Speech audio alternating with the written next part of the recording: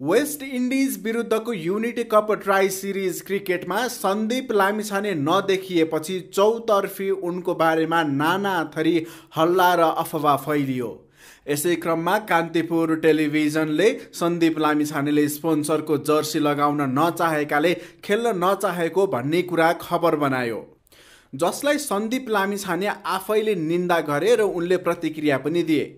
मैले कुनै पनि स्पोन्सरको जर्सी लगाउन नचाहेका कारण नखेलेको होइन भनेर उनले आफ्नो अभिव्यक्ति दिए र सन्दीप लामिछानेको अभिव्यक्तिपछि कान्तिपुर टेलिभिजनका न्युज रुम प्रमुखले तत्काल राजीनामा दिए।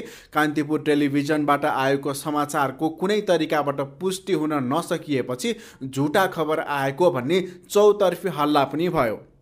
तर वास्तविकता के हो भन्ने कुरा अहिले खुलेको छ। वेस्ट इन्डिज विरुद्धको ट्राई सिरिजमा लेग स्पिनर सन्दीप लामिछाने किन देखिएनन् त भन्ने चारैतिर चर्चा परिचर्चा छ र धेरैलाई उत्सुकता र जिज्ञासा पनि छ। वेस्ट इन्डिज विरुद्धको महत्त्वपूर्ण सिरिजमा टोलीका star leg spinner Sandeep Lamichhane आकस्मिक रूपमा नखेल्ने निर्णय लिएपछि उनलाई प्रत्यक्ष निलम्बन गरिएको थियो। पहिलो खेल सुरु हुनुभन्दा जम्मा 45 मिनट अघि सन्दीपले आफै टिमबाट बाहिरिने घोषणा गर्दा सबै अचम्मित भए। सोही निर्णयले टिम म्यानेजमेन्टदेखि खेलाडी र सम्पूर्ण नेपाली क्रिकेटको मनोबलमै ठूलो चोट पुर्याएको भन्दै नेपाल क्रिकेट सङ्घ क्यानले कडा कदम उठाएको हो। क्यानका सचिव पारस खड्काद्वारा जानकारी विज्ञप्तिमा भनिएको छ, खेल सुरु हुनै लाग्दा गरिएको एकल निर्णयले अनुशासन, तयारी र रणनीतिमा गम्भीर असर परेको छ। त्यसपछि व्यवस्थापनको सिफारिसमा सन्दीपलाई बाँकी खेलमा मात्र नभई सम्पूर्ण सिरिजकै लागि निलम्बन गरिएको क्यानले स्पष्ट पारेको छ। तर उनले किन यस्तो कदम चालेको भन्ने अझै पनि रहस्यकै पर्दामा छ।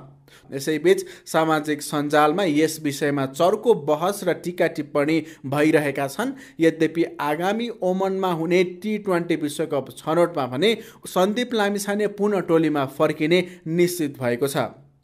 नेपाली टोली अहिले नै छनौट खेलका लागि ओमनमा प्रस्थान गरिसकेको जानकारी आएको छ।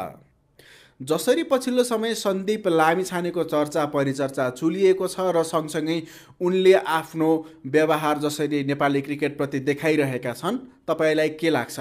कतिको स्वाभाविक हो वा होइन? कमेन्टमा लेख्नुहोला।